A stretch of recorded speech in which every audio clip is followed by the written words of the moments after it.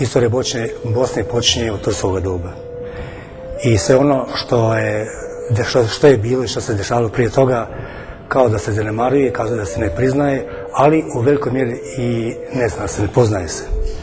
Dakle, to je problem i možda je to vezano za mentalitet naših ljudi, da više pamte skorašnje događaje, više pamte razdoblje turske prisutnosti iz puno razloga. Možda je tu jedan vjerski faktor, neki osjećaj, ne znam što je, ali dakako da je to velika greška. Greška izuzetno velika, jer se na taj način u svijesti naših pokoljenja formira jedna svijest, jedno saznanje da Bosna, tako reći, nema stariju historiju, što je apsolutno pogrešno. I mi historičari, dakako, svjesni smo toga i nastojimo koliko se može to da se to nekako prevaziđe i da se prikaže ona prošlost stvarna kako jeste i otkad jeste. Historiografija u Bosni stvari započinje u isto vrijeme kada započne historiografija ostalih zemalja ovog dijela Europe. Međutim, ovdje je slučaj da u Bosni njezinu historiju nisu pisali domaći ljudi. Svakako iz više razloga. Prvo političkih razloga, a drugo što je Bosna, kako znamo, bila pod tuđinskom vlašću. I sve do 1918. godine. Kako u ono vrijeme nije bilo, tako reći, masovnije bosanske inteligencije, niti bosanskih historičara, historijom, odnosno prošlošću Bosne su se skoro isključivo zanimali i pisali su historičari iz naših susjedi, to je Beograd i Zagreb, zatim Budimpešta, Beč, uglavnom.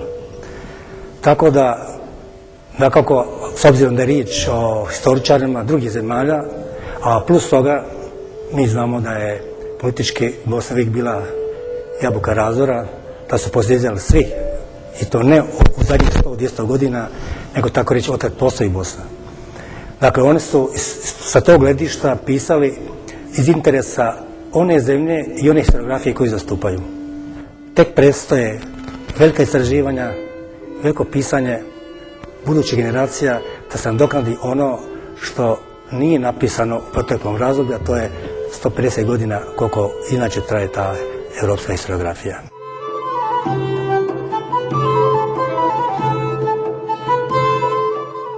Kada se vodili oni vrlo burni pregovori međunarodnoj zajednici, da li priznati Bosnu i Hercegovinu ili ne, kao samostalnu državu, postavila se mnoga pitanja. Jasno je i poznato je da su bile vrlo jake struje da se to ne učini, uz tumačenje da je to nova tvorevina, da je umjetna tvorevina, da Bosna nikada nije bila samostalna država, da ne postoji ovo, da ne postoji ono. Međutim, eto, s obzirom sam ja u to vrijeme djelovao, bio sam aktivan, baš pred te glavne pregovore i razgovore u Njujorku, u Americi i u Francuskoj. Tadašnji mi koji smo bili aktivni intelektualci u Sarajevu, mi smo bili pozvani od našeg rukovodstva da mi kažemo po tom pitanju. I pravnici koji se bavi historijom države i prava, historičari i drugi. I onda smo mi na tim skupovima rekli treba ići naša strana sa uporištem, sa tumačenjem da mi ne dobijamo, da međunarodna zajednica nama ne daje sad državnost, nego mi obnavljamo državu. Jer je Bosna imala svoju državu unazad stotine godina. To međunarodna zajednica ne zna. A ne znaju, nisu znali, mnogi danas ne znaju, međunarodni djelatnici koji nama kroje sudbinu. Zato što kada dolaze u Bosnu, kada se pripremaju za svoju djelatnost ovdje, oni dobijaju literaturu, traže najme literaturu iz koje će saznati kuda idu, šta je Bosna, otkad je Bosna i tako dalje. Moram reći, te diplomatske službe, propagande naših susjednih zemalja vrlo su aktivne. I oni itekako se brinu da oni doture tu literaturu tim djelatnicima.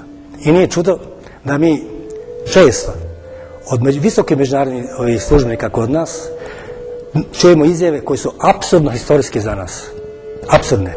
A ponavljam, to je zato što su ono što znaju o Bosni naučili su iz onog što je Beograd izdao i što je Zagreb izdao. To je razlog.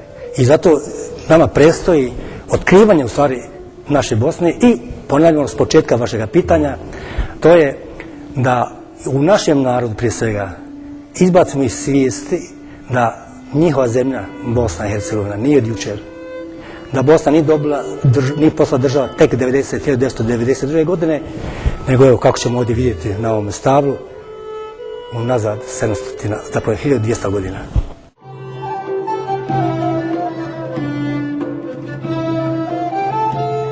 Pa ima tu malo tu konfuzija, znate, naši osobito političari kada govore, i često i drugi, pa uvijek kažu 1000-godišnja Bosna, 1000-godišnja Bosna, 1000-godišnje postojanje Bosne. Treba razlikovati postojanje zemlje kao Bosne, a postojanje Bosne kao državne tvorevine. To je dva različita pojma. Bosna kao Bosna postoji, od kada svijet postoji, to je 100 milijuna godina. Mi znamo kad se Bosna prvi puta imenom spominje, ali sada mi govorimo o državi. Prvi puta Bosna kao država spominje se, evo ovdje, upravo nanešena, prva ovdje ova planšeta, ovdje. Banovi do 9. stoljeća. Do 9. stoljeća. To znači, sasvim pouzdano dokumentaciono je dokazano da se prvi vladar Bosne javlja 968. godine. To je 10. stoljeća. Dakako, nije Bosna stvorena te godine kao država. Trebalo je proći puno vremena da se ona stvori i da se afirmira kao faktor političkog djelovanja u ovom dijelu Europe, kao što je ovdje bio slučaj, u vezi nekih međunarodnih nesporazuma, odnosno događanja. Prema tome, Bosna kao država mnogo ranije stvorena, da bi se ove godine tek javila kao koja ima vladara svoga. I zato je čuvena historičarka, odnosno povjesničarka Nada Klajić, profesorica sa Zagrebačkog sveučilišta, pred samu smrt je izdala jednu fenomenalnu knjigu Srednjovjekovna Bosna, u kojoj je obradila onaj segment historije koji je za nas najznačajniji, a to je najranije razdoblje Bosne, rani srednji vijek, pa do pojave prvih banova. I ona je u toj knjizi ustvrdila, između ostaloga, da Bosna ne samo da je bila država u srednjem vijeku, nego da je najvjerojatnije, čak ona kaže to sigurno, prva državna tvorevina kod južnih Slavena.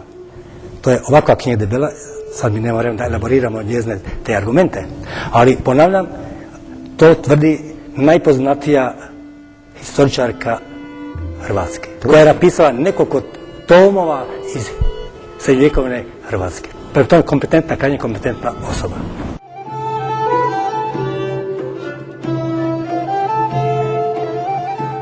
Koncem 6. stoljeća nestaje svjetske imperije, to je Rimsko carstvo.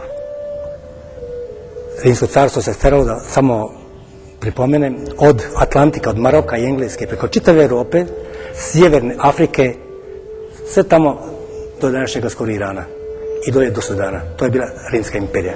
Kada je nje nestalo, pod pritiskom navalom brojnih takozvani barbarskih plemena, nastavio kaos. U tim događanjima desilo se seoba naroda u ranom srednjem vijeku. I u tim seobama na Balkanski poluotok došli su južni Slaveni. Od svoga dolaska, to je početak 7. stoljeća, manje više. Pa sve negdje do 9. stoljeća mi, tako reći, o ovom dijelu Europe skoro da ne znamo ništa. To je mračno doba. Tako da je neizvjesno, apsolutno, šta se tu događalo. I istina o tome piše se. Mnogi pišu, evo nedavno je izašla jedna baš knjiga na tu temu, a to sve hipoteze. Nema argumenta, nema uporišta, nema dokumenta.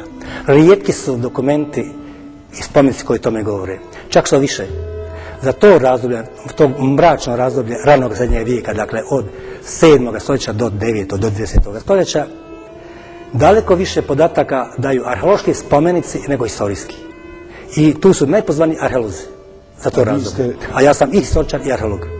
A kad kažem arheolozi, zato što nema pisane građe, ali imaju spomenici materijalne kulture. To su grobnice, a grob je za arheologa isto ono kao što je dokument, kao što je knjiga za historičara. Jer mi po jednoj grobnici i sadržaj jedne grobnice možemo napisati knjigu.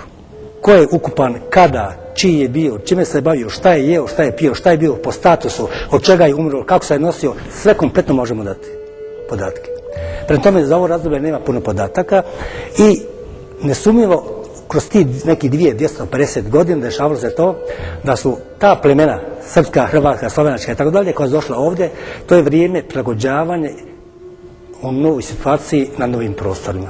Bez sumnje bilo je premještanje, pripomještanje, izmeđusobnih sukoba, dok na koncu ne počnu se već u dokumentima javljati te prve kneževine, odnosno državne tvorevine, zahvaljujući i činjenice zato što je to bila interesna politička sfera Bizantskog carstva.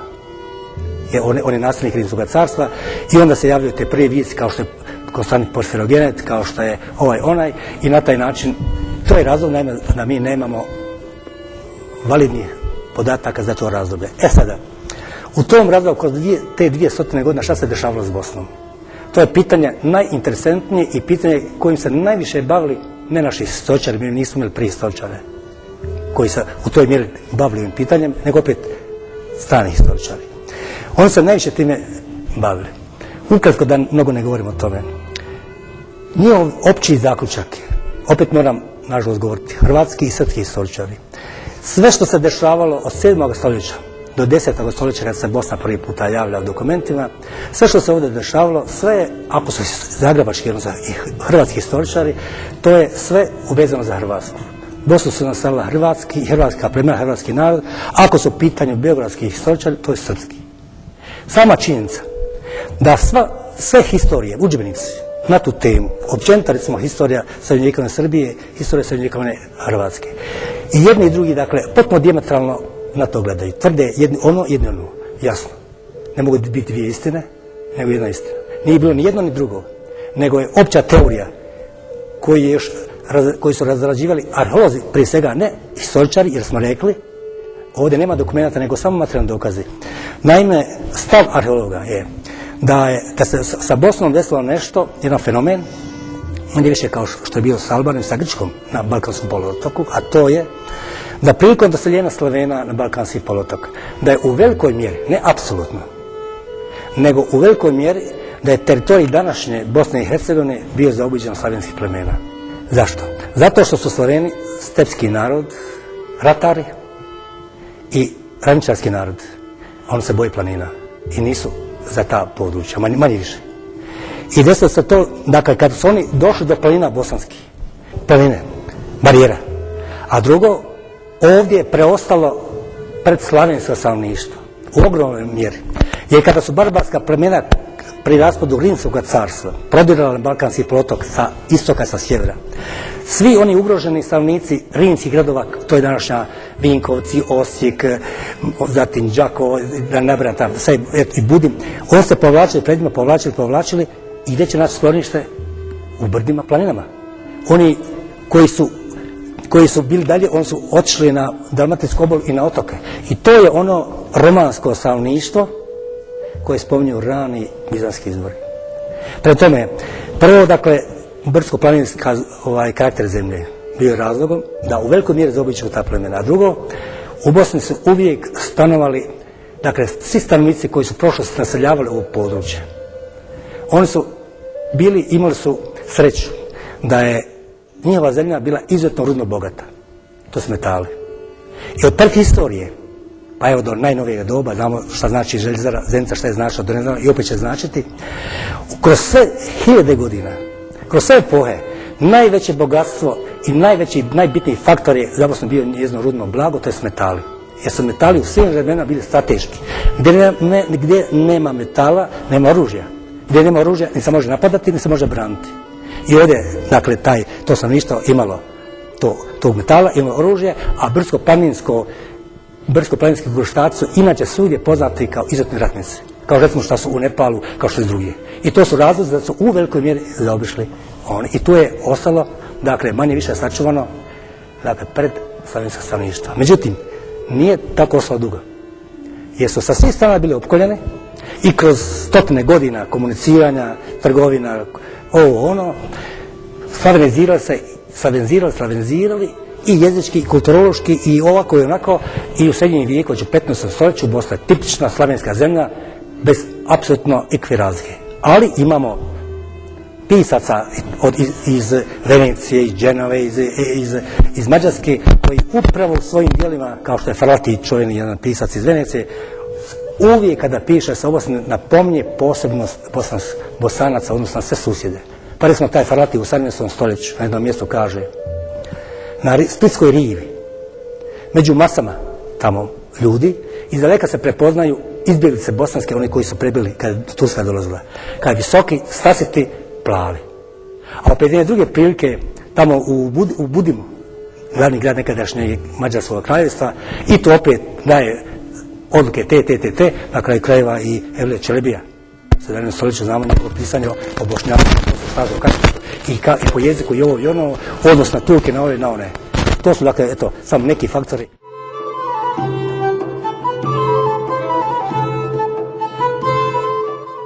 Naime, ovo dijelo, ovo stablo, rodoslove, loza, kako ima više naziva, ono je isključivo proizvod, dijelo jednog rada svakog historičara koji se bavi recimo Bosnom. I o dinastiji koja je vladala srednjovjekovnom bosanskom državom mnogo je pisano. Jako puno je napisano u historiografiji. Pisali su i Nijemci, i Austrijanci, i Mađari, i Srbi, Hrvati, tako da mnogi su pisali. Ali nikada niko nije pokušao ovako da prikaže tu dinastiju vladarsku i da prikaže Bosnu na ovaj način. Evo kako se ovdje vidi, dakle to je jedno umjetničko djelo, umjetnički poster, na kojem je prikazano, dakle, stablo, to je veliki hrast sa dubokim korijenima. I inače, kada se pravi neko rodoslovlje, nečija loza, ima grafički se pravi crtama, od ozdo prema gore ili obrnuto, ili češće, dakle, putem ovoga stabla i, dakle, od prvih korijena, od prvih grana pa do vrha, sve s grane na granu, to sve potomci. Dakle, rodonačelnik ove dinastije, dakle, to su njihovi početci. Pa je ovaj rodio ovoga, ovo je sin, ovo je unuk, praunuk, prapraunuk. Odavde do vrha je 700 godina.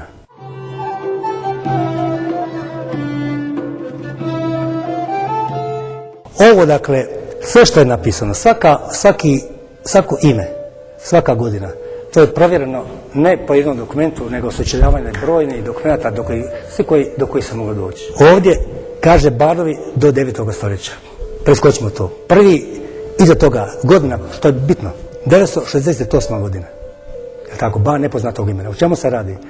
Jedan dokument iz te godine, dakle, to je 10. stoljeća, govori o tome kako je hrvatski ban Krešimir II svojstvo napao Bosnu.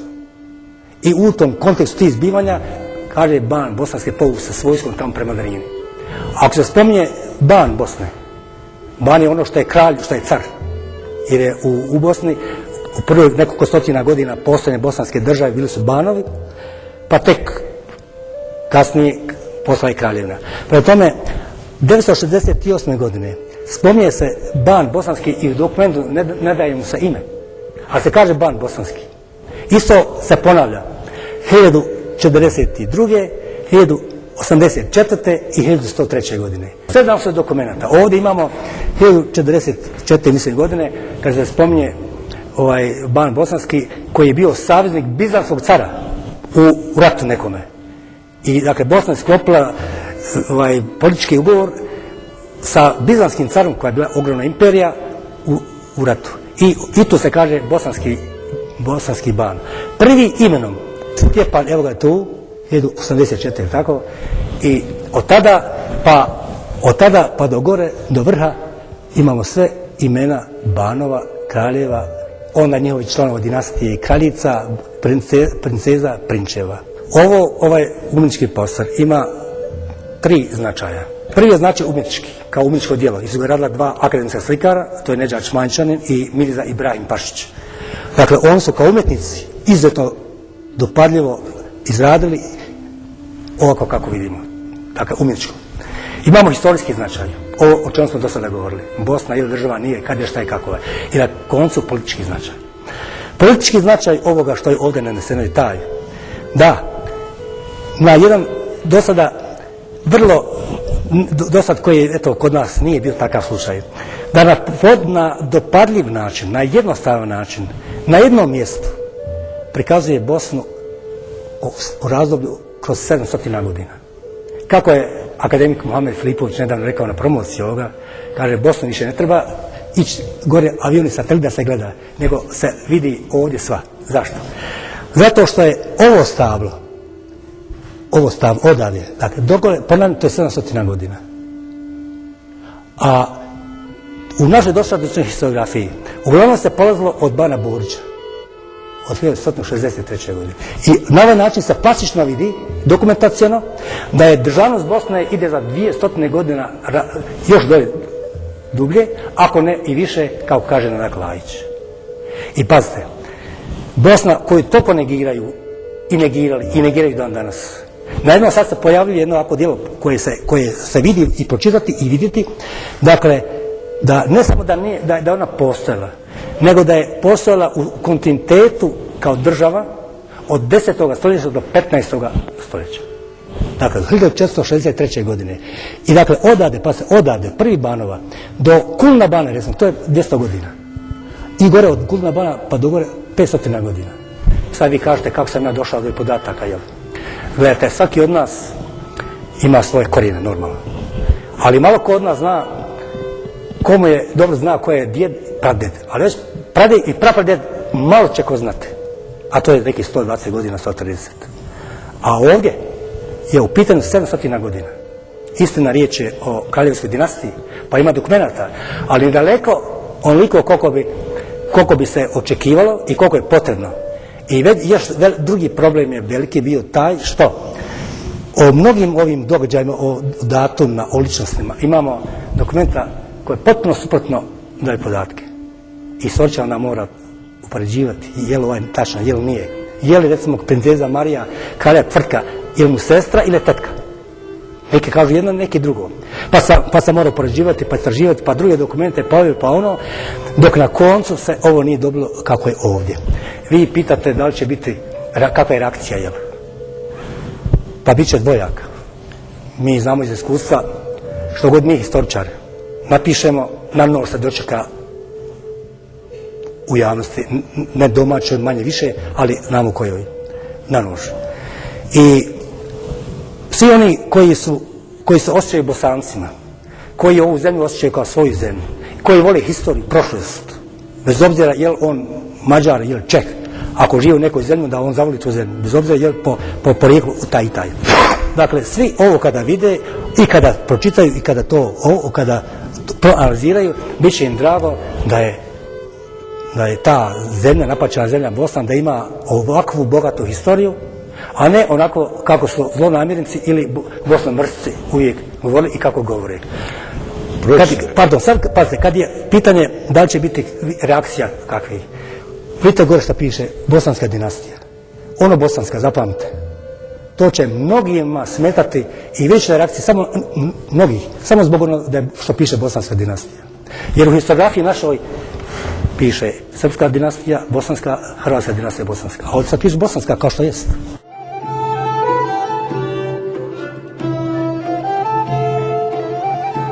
Sve zemlje, sve države srednjovjekovne Europe koje su bile države imale su svoje dinastije. Kraljeve, careve. Ili neki drugi naziv kao što je kod nas slučaj Ban. Ne može postojati dinastija bez države. Niti može država postojati bez dinastije. Kao što su u Rusiji Romanovi bili, carska dinastija.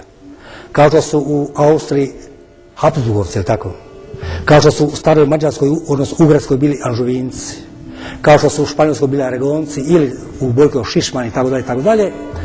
U Bosni je vladarska dinastija, bili su Kotromanići.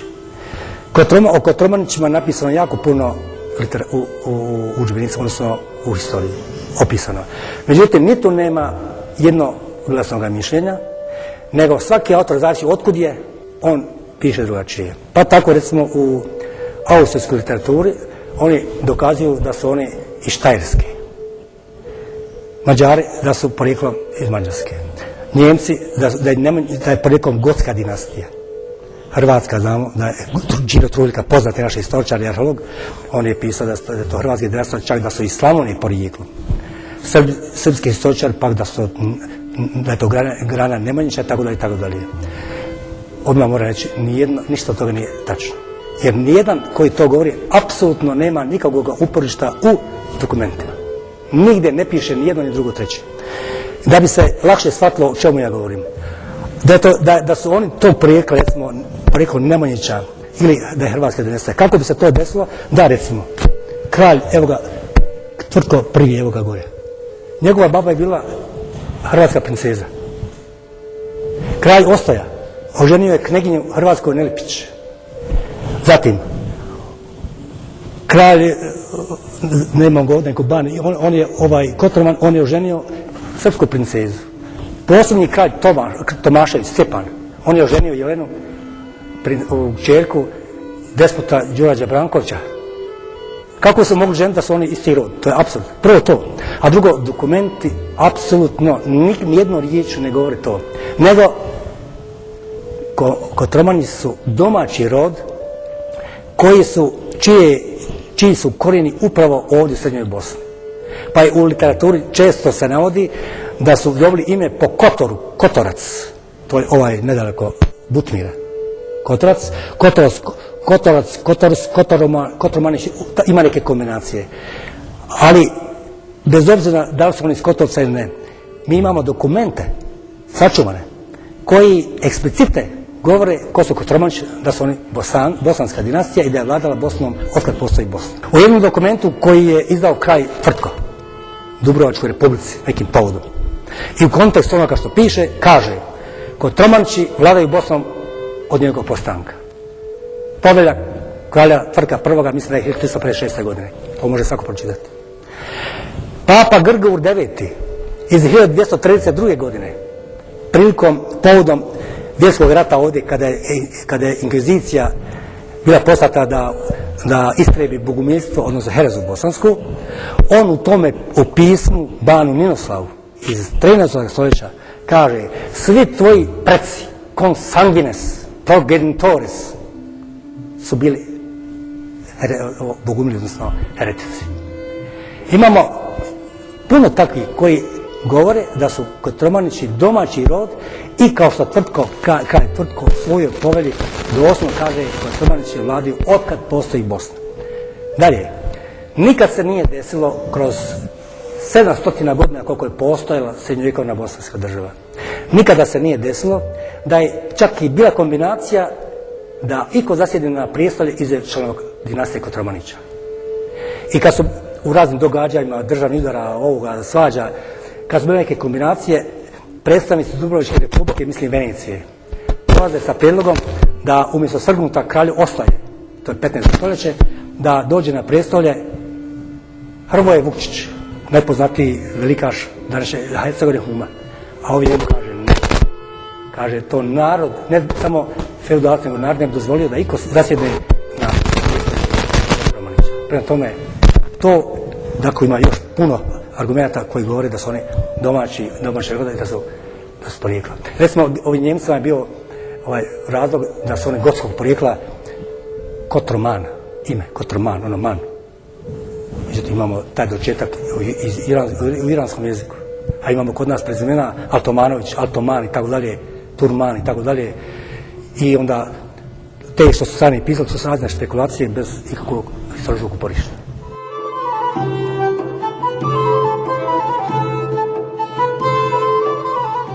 Opće je poznato u nauci, u historiji, prije svega u etnologiji, da je Bosna i Hercegovina, naime da je područje Bosne i Hercegovine najzahvalnije područje u ovom dijelu Europe za istraživanje arhaizama.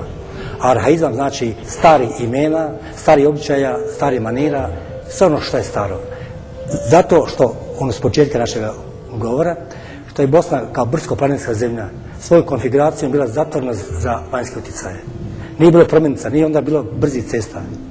A mi znamo što znači putovati kanjonom. Prvo kako su opasnosti i dalje. Dakle, teško su prodrli ti utjecaji. I zato u Bosni ima imena horonima, odnosno imena rijeka, brda, planina, kao što je Romanija, kao što je Vlašić. To sve predslavenski izrazi. I mislim da je pretprošlu godinu jedan naš kolega, historičar, jednu knjigu lijepo izdao na tu temu, mislim u Kulnu Banu, gdje je to jako lijepo elaborirao. I bavi se time, on je došao do fenomenalnih zaključaka koji, nažalost, treba će vremena da oni uđu u nauku, gdje je dokazao da mnoga imena sa dinastije počeo od Kulna Bana, Kotromana pa dalje, a onda da ne kažem toponima, evo konkretno oko Sarajeva, recimo Lapišnica, I znate šta je na lapečnici, tamo je kamenolom. Laps lapis je na latinskom kamen. Lapidarium znači kameni prostor. Toliko kao što Romanija, kažem, ova planina i tako dalje, toliko imate izraza i jamečno sigurno je da je to ostalo traga. Vi pitate zašto sad ti nema imena. Velika prekretnica je u tome bila uopće u tradiciji historijskoj. Prekinuto je dolaskom Turaka 1463. godine. Turci su bili nosioci islama. Ovdje su zatekli drugu vjeru, to je bila bogumilska, ali koja se temeljila također na kršćanstvu. To su dvije dijametralne vjere. I, dakle, Turci koji su donijeli islam, svojim običajima, svim svojim zakonodavstvom, kada je izvršen prilaz domaće stanovništva mahom na islam, prekinuo se sa tradicijom. I to je razlog, ono što ste vi s početka pitali, zašto kod nas svi misle i počinju sa istorijom Bosnom od turskog doba. Sve ono što je bilo prije Turske, a to je zato što je to bilo predislamsko i u svijesti našega čovjeka na selu, vjernika ili hodžije, da ne kažem, ne možemo pojmiti, iako je on Bošnjak, Bosanac, ne može pojmiti recimo da je on potomak, odnosno da su njegovi predci bili podanici tvrtka kralja Stjepana, zato što kršćanska imena. Isto je recimo u Arabiji. Mi znamo da su Arapi prije primanja islama ili su bili pagani isto. Nije to bilo, tek je Muhammed pejgamber, znamo šta je učinio i otkad islam potiče. Tako i ovdje. Sve što je, dakle, predislamsko, oni to boje se reći i ne mogu da priznat da je kraljica Katarina njihova kraljica. I to koriste druge strane, onda Srbije prisvajaju. Ukupno na stablu, ovdje je dogoje preko 70 imena. To su članovi dinastije. Kad kažem dinastija, to su svi Kotromanići. Porod jednog kralja, ako je sin, to je princ. Ako je čerka, princeza. Prinčevi ostaju u zemlji, princeze se udaju u drugu zemlje, a prinčevi, odnosno kraljevi, uzmaju druge princeze drugih zemalja. Prema tome, ovdje ukupno 70 imena. Ja sam uspio da dođem samo do 14 likova. Nisu izmišljeni likovi, nisu iz Venecije. To su autentični likovi, portreti ovih koji su naneseni. Evo recimo počnemo gore od prvog gore, to je ban Stjepan II, 14. stoljeća. Vidite kako izgleda, žmiri. On je skinut sa novca kojim kova u to vrijeme u Bosni, jer Bosna ima novac prije 2400 godina. I on je kovao novac. I na tom novcu njega je Gravije tako prikazao. Ja sam ove umjetnike moje, Čmajčana i Ibrahim Paša, pa velim, dajte otvorite im oči da malo izgledaju, kaže ne. I oni kao umjetnici nisu htjeli da im poslušaju, nego da budu